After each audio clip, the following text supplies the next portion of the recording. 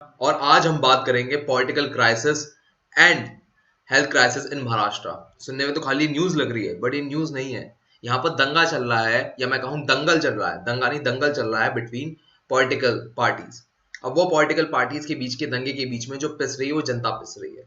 और चाहे आप महाराष्ट्र के रहने वाले हो चाहे कहीं और के, अगर आपके डोमेस्टिक एरिया मतलब नेशनल बाउंड्री के अंदर कुछ हो रहा है तो वो आपकी एसएसबी के लिए बहुत इंपॉर्टेंट बन जाता है, क्योंकि यहाँ कंट्रोवर्सी चल रही है between health crisis and political crisis and nobody is paying attention over it. सब अपना मतलब निकालने पे लगे हुए हैं।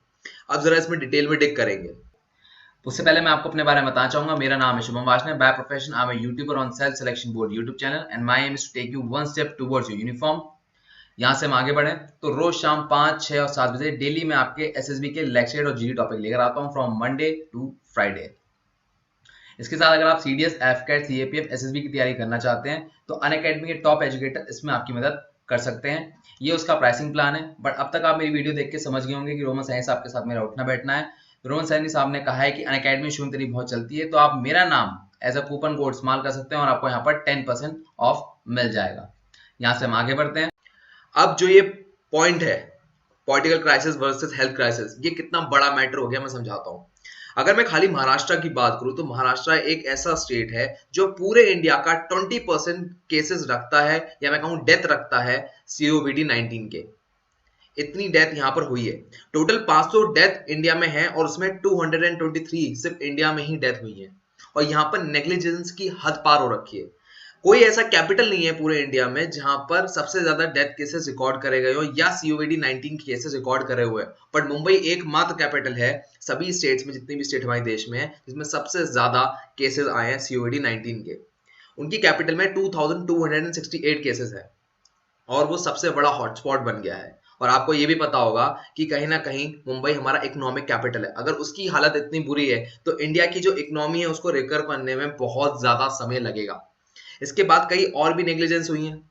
सबसे पहले अभी हाल ही में एक न्यूज आई थी कि जो नर्सेज हैं, 40 नर्सेज हैं जो कि हमारे आजकल हीरो बने हुए हैं, उनको ही सीओवीडी 19 हो गया है। और 40 नर्सेज को सीओवीडी 19 होने का सिर्फ एकमात्र कारण है, वो ये कि जो सीओवीडी 19 का पेशेंट का वार्ड है वो अलग होना था, सेपरेट होना था नॉर्मल पेशेंट से, अब वो नहीं हुआ, जिसकी वजह से उन्हें सीओवीडी 19 हो गया। जबकि सेंट्रल गवर्नमेंट की गाइडेंस आ रखी है कि सीओवीडी 19 के जो भी केसेस आ रहे हैं उनका सेपरेट वार्ड होगा, उनको सेपरेट रखा जाएगा, जिससे केसेस ना फैले ज्यादा और नॉर्मल पेशेंट को ना हो, क्योंकि उनकी इम्यून सिस्टम ऑलरेडी खराब होती है। यहाँ तक की मोटी मोटी बात हमें समझ में आ रही थी, पर यहीं पे कहानी खत्म नहीं हुई। बांद्रा में एक जगह है मुंबई में, वहां पर क्या हुआ कि बहुत सारे लोग आके इकट्ठा हो गए। अब कैसे हो गए इकट्ठा, जब लॉकडाउन चल रहा है। वो थे माइग्रेंट। जो मुंबई में लोग काम करते हैं वो अपने घर वापस जाना चाहते थे और इस चक्कर में माइग्रेंसी की जो प्रॉब्लम है वो सबसे ज्यादा वहां बढ़ गई।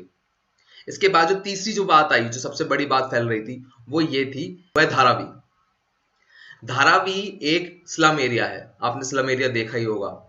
अब स्लम एरिया में जो डिस्टेंस होती है बाकी सभी घरों में वो बहुत कम होती है, और जो कि कम होने के कारण वहां पर सब लोग पैक्ड वे में रहते हैं। 2 किलोमीटर में ही खाली 8 से 15 लोग रहते हैं, और ये बहुत बड़ी प्रॉब्लम है, जिसकी वजह से वहां कोरोना वायरस के ऑलमोस्ट 100 केसेस आए। अब तीन चीजें जो कि सबसे ज्यादा इफेक्ट कर गई मुंबई को। पहली, 40 नर्सेस जो इफेक्ट हो गई सीओवीडी 19 से। दूसरी चीज वो ये, जो धारावी है, जो स्लम एरिया है, उसमें 100 केसेस निकल गए हैं सीओवीडी 19 के। और कितने केसेस निकलेंगे पता नहीं, क्योंकि उन्होंने कहीं ना कहीं कांटेक्ट में तो आए होंगे, और सीओवीडी 19 कांटेक्ट में आते ही फैलना शुरू हो जाता है। और तीसरा था बांद्रा का केस, जहां पर माइग्रेंट्स आके इकट्ठा हो गए, और वहां से सीओडी के 19 के केसेस और बढ़ेंगे, क्योंकि वो लोग अब वापस कहीं ना कहीं पहुंच गए हैं। ये तीन चीजें थी। अब जहां पर सीओडी 19 को पूरे मुंबई में कंट्रोल नहीं कर पा रहे थे हम, वहां पर ही और चीजें बढ़ती जा रही थी, वो थी पॉलिटिकल लेवल पे। और इसका सबसे बड़ा कारण पॉलिटिकल लेवल पे हुआ, जब एडमिनिस्ट्रेटर जो होता है वो कहीं और अपना ध्यान लगा रहा है जहां पर उसको लगाना चाहिए, तो कहीं ना कहीं गड़बड़ होगी। अब पॉलिटिकल क्राइसिस की बात करें, आज से 6 महीने पहले करीबन एनसीपी, शिवसेना, कांग्रेस ने मिलकर एक अलायंस बनाया था, जिसकी मदद से वो बीजेपी के खिलाफ एक गवर्नमेंट बना पाए थे महाराष्ट्र के अंदर। और उसमें जो सीएम बने उद्धव ठाकरे, जो कि शिवसेना के हैं। अब जब वो वहां पर सीएम बने तो वहां पर उन्हें एक बात कही गई कि सर, आप लेजिस्लेटिव असेंबली के मेंबर नहीं हो, तो आपको लेजिस्लेटिव असेंबली का मेंबर बनना पड़ेगा 6 महीने के अंदर। ठीक है, कोई बड़ी बात नहीं है, ये तो सालों से होता आ रहा है, बन जाते हैं। अभी जो महाराष्ट्र में क्या होता है, दो हाउसेस होते हैं पार्लियामेंट के, lower house and upper house. अब वहां पर किसी भी तरह उद्धव ठाकरे जी को वहां पर एक मेंबर बनना था। अब एमएलए तो बन सकते थे, तो मेंबर ऑफ लेजिस्लेटिव काउंसिल मतलब जो अपर हाउस है वो बन सकते थे, क्योंकि वहां नॉमिनेशन से या इलेक्शन से बन सकते हैं। और जो एमएलसी का इलेक्शन था वो आ रहा था, तो उन्होंने कहा कि ठीक है यार, एमएलसी का इलेक्शन आएगा, मैं वो लड़ूंगा, मैं जीत जाऊंगा, हो गया काम, बड़ा सिंपल है। बट ऐसा था नहीं। जब सीओवीडी 19 आया तो इलेक्शन कमीशन ने कह दिया, जो स्टेट इलेक्शन कमीशन था, हम इलेक्शन नहीं करा सकते बिकॉज सोशल डिस्टेंसिंग मेंटेन रखनी है। जब तक हम सोशल डिस्टेंसिंग मेंटेन रखेंगे तभी ये सीओवीडी 19 फैलने से रुक पाएगा। तो इलेक्शन हो गया कैंसिल।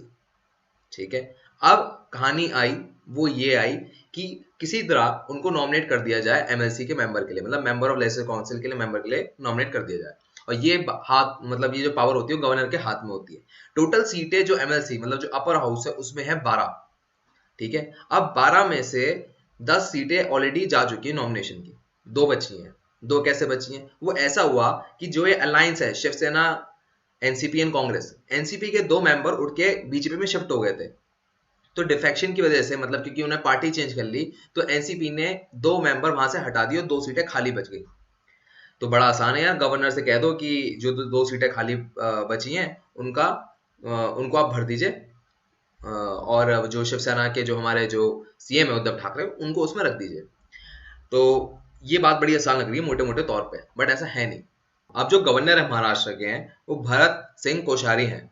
अब भरत सिंह जो कोश्यारी साहब हैं, उनसे ये कहा गया कि सर महाराष्ट्र की पार्लियामेंट के मेंबर बना दें, हमें बहुत जरूरत है, वरना हमारी जो सरकार है वो गिर जाएगी, वरना हमें सीएम के लिए कुछ और सोचना पड़ेगा। बट तो भरत सिंह कोश्यारी जी के पास गए, उन्होंने कहा कि मैं नहीं बना सकता। मैं क्यों नहीं बना सकते? कि मैं 2 महीने के लिए किसी को भी एमसीपी का मेंबर नहीं बना सकता, क्योंकि जो टर्म खत्म हो रही है नॉमिनेटेड मेंबर्स वालों की, वो हो रही है खत्म 6 जून को। अब 6 जून तक मैंने उनको बना दिया, फिर उनको दोबारा नॉमिनी करूं, तो ये नहीं हो सकता। आप एक काम करो, 6 जून के बाद आना। अब ये भरत सिंह कोश्यारी जी हैं, उन्होंने ऐसी बात क्यों कही? बना देते, क्या दिक्कत है यार। बट उन्होंने इसलिए कही क्योंकि वो बीजेपी के मेंबर हैं, और जो कि बीजेपी की पार्टी के अगर मेंबर हैं तो बीजेपी की बात सुनेंगे वो, और बीजेपी ने उन्हें निर्देश दिए होंगे कि भाई ऐसे काम करना है। तो इस चक्कर में शिवसेना पूरी उलझ गई है। अब यहाँ पर ब्लेम गेम खेला जा रहा है, शिवसेना कोस रही है सेंट्रल गवर्नमेंट को, और सेंट्रल गवर्नमेंट ने वहां से हाथ खींच लिया है। अब होगा तो यही वैसे कि उनको मेंबर नहीं बनाया जाएगा, और यहाँ पर आने वाले टाइम में प्रेसिडेंट रूल की मदद से इसको, या गवर्नर रूल की मदद से, पहले तो गवर्नर रूल लगेगा, गवर्नर रूल लगा दिया जाएगा, और फिर बाद में दोबारा री इलेक्शन कराया जाएंगे, ये होगा। या ऐसा हो सकता है कि यहाँ पर जो सीएम साहब हैं वो बदल दिए जाए, कि जो ऑलरेडी एमएलसी का मेंबर हो उसको सीएम बना लिया जाए। अब देखते हैं क्या होगा। अब सवाल मैं आपके सामने रखना चाहूंगा कि ये एसएसबी में पूछा कैसे जाएगा? जो महाराष्ट्र के लोग हैं उनसे तो डायरेक्टली पूछ लिया जाएगा कि आपको पता है आपके स्टेट में पॉलिटिकल क्राइसिस और हेल्थ क्राइसिस दोनों चल रही थी, जब सीओबीडी चल रहा था, लॉकडाउन चल रहा था, वो उनको जवाब देना पड़ेगा प्रॉपर। पर जो एक नॉन महाराष्ट्रन होगा उसे कैसे पूछा जाएगा? उससे सीधे सीधे ये पूछ लिया जाएगा कि आप बता सकते हो जब हम लॉकडाउन से जूझ रहे थे तो क्या पॉलिटिकल क्राइसिस से जो महाराष्ट्र में चल रहा था, दंगल between 2 parties BJP and Shiv Sena, basically वो सही था कि गलत था? और तब आपको बताना पड़ेगा कि वहां पर मेनली सेंट्रल गवर्नमेंट का स्टांस ये होता कि अलाउ कर देती, और वहां पर शिवसेना के जो उद्धव ठाकरे जी हैं उनको बना दिया जाता, क्योंकि वहां पर इंपॉर्टेंस हेल्थ की, लोगों की इंपॉर्टेंस ज्यादा है, क्योंकि ये जो देश है for the people by the people of the people है। और अगर ऐसा हम नहीं कर रहे तो हम कहीं ना कहीं कॉन्स्टिट्यूशन के खिलाफ कर रहे हैं। हाँ, ये बात अलग है कि कहीं ये लीगल केस नहीं बनता, बट इसका मतलब ये नहीं है कि हम अपनी जिम्मेदारी से भूल जाएं। ये होती है पूरी कहानी का दी एंड। आई होप आपको कहानी समझ में आई हो। मैं लेता हूँ आपसे विदा। अगर आपको वीडियो अच्छी लगी और कंसेप्ट की क्लैरिटी आई है तो खाने पे बुलाइए, और मेरी वीडियो देखकर आपको रिकमेंडेशन मिलती है तो मिठाई खिलाइए। अगर आप चाहते हैं कि मैं कोई टॉपिक लूं तो हैशटैग वाशिंग कमेंट बॉक्स में बताइए, या मेरे कोई पर्सनल मैसेज हो तो आप इंस्टाग्राम पे मुझे डीएम कर सकते हैं। सेल्फ सिलेक्शन बोर्ड मेरे इंस्टाग्राम का हैंडल है, and my aim is to take you one step towards uniform. तो पूरी कोशिश करूंगा कि आपकी प्रॉब्लम सॉल्व हो। इसके साथ अगर आप कोई और जीडी टॉपिक या लेक्चर टॉपिक या पर्सनल इंटरव्यू का टॉपिक ढूंढना चाहते हैं तो मेरा नाम आप टाइप करिए यूट्यूब सर्च इंजन में और टाइप करिए ऐसे जीडी टॉपिक, मैं आपको मिल जाऊंगा, या आपको मेरी पूरी प्लेलिस्ट का लिंक डिस्क्रिप्शन बॉक्स में मिल जाएगा। मैं लेता हूं आपसे विदा। जय हिंद, टेक केयर, बाय बाय। मैं उनको रोज सोचता हूँ, मैं उनको रोज सोचता हूँ, वो है अंतिम पगों के निशान।